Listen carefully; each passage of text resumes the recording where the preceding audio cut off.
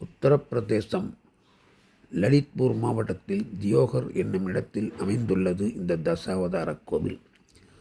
கிபி 500ஆம் ஆண்டு குப்தர்களால் கட்டப்பட்ட இந்த திருக்கோயில் முற்றிலும் மணல் கற்களால் கட்டப்பட்டு இன்று வரை நல்ல முறையிலே தொல்பொருள் இலாக்காவினால் பராமரிக்கப்பட்டு வருகின்றது.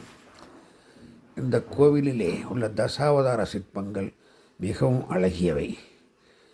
இந்த கோவிலிலே தெப்பக்குளம் ஒன்று அமைந்துள்ளது. அது முறையாக பராமரிக்கப்பட்டு வருகின்றது.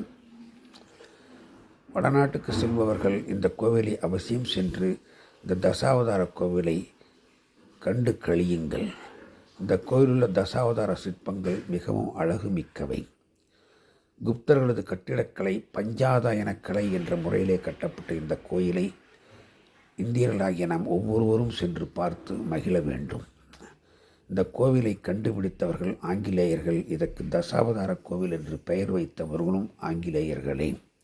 புரட்டாசி சனிக்கிழமையிலே இந்த கோயிலை கண்டு மகிழ்வோம், வணங்குவோம். நன்றி.